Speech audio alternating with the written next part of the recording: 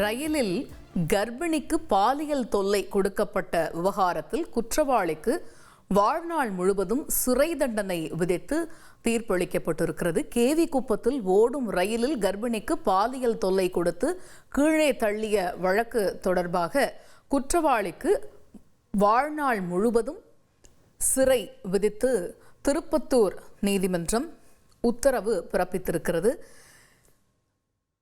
இது பற்றிய கூடுதல் விவரங்களை செய்தியாளர் செங்குட்டுவன் விவரிக்க கேட்போம். செங்குட்டுவன், முதல்ல இந்த வழக்கு பற்றிய முழு விவரங்கள் என்ன? இதனுடைய திருப்பத்தூர் நீதிமன்றத்தினுடைய அதிரடி தீர்ப்பினுடைய முக்கியத்துவம் என்ன? கண்டிப்பாக ஆந்திர மாநிலம் சித்தூரை சேர்ந்த 4 மாத கர்ப்பிணி பெண். இவர் திருப்பூரில் உள்ள ஒரு பனியன் கம்பெனியில டைலர் வேலை செஞ்சுட்டு வர்றாரு. இந்த நிலையில இவர் தனது சொந்த ஊரான சித்தூருக்கு செல்வதற்காக கடந்த 2 மாதத்துக்கு முன்பாக திருப்பூர் ரயில்வே நிலையத்திலிருந்து கோயம்புத்தூர் வழியாக திருப்பதி செல்லும் இன்டர்சிட்டி விரைவு ரயில் பயணம் செய்கிறாரு. இந்த நிலையில கேவிகுப்பம், அதாவது வேலூர் மாவட்டம் கேவிகுப்பம் அருகே ரயில் வந்து கொண்டிருந்த போது கர்ப்பிணி பெண் கழிவறைக்கு செல்லும் போது அவரை பின்தொடர்ந்து பாலியல் தொல்லை கொடுத்த நிலையில அந்த பெண் கூச்சலிடுறாங்க. இதனால் ஆத்திரமடைந்த அந்த நபர் அந்த பெண்ணை கீழே தள்ளி விட்டு அங்கிருந்து இறங்கி தப்பிச்சு செல்றாரு.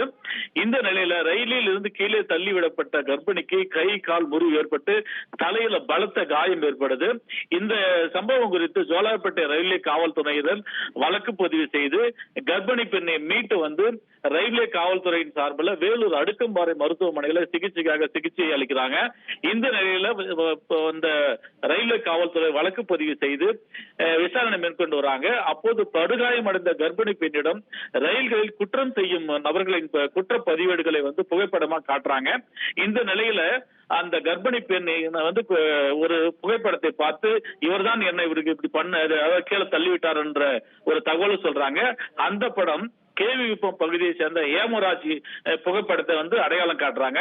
இதனை அடுத்து ஏமராஜ் கேவிகுப்பம் செல்லும் வழியில ஜோலார்பேட்டை ரயில்வே போலீசார் வழக்கு பதிவு செய்து இவர் மீது 8 பிரிவுகளின் கீழ் வழக்கு பதிவு செய்து விசாரணை மேற்கொண்டு மத்திய சிறையில் அடைச்சுக்கிறாங்க. இந்த வழக்கு திருப்பத்தூர் மாவட்ட நீதிமன்றத்தில் நடைபெற்று வருது. இந்த நிலையில இந்த நீதிமன்றத்துல நீதிபதி மீனா குமாரி இந்த வழக்கை நடத்துறாங்க.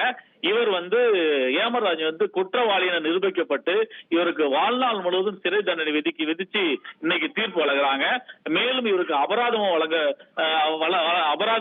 விதிக்க வேண்டும் என்ற தீர்ப்பு இதுல சொல்றாங்க. பின்னர் பலத்த போலீஸ் பாதுகாப்புடன் ஏமராஜை வேலூர் மத்திய சிறைக்கு கொண்டு செல்றாங்க. இந்த 5 அதாவது இந்த வழக்கு நடைபெற்று குறைந்த நாட்களில் இந்த தீர்ப்பு வழங்கியது குறிப்பிடத்தக்கது. மேலும் பாதிக்கப்பட்ட பெண்ணுக்கு 1 கோடி ரூபாய் அரசு வழங்க வேண்டும்.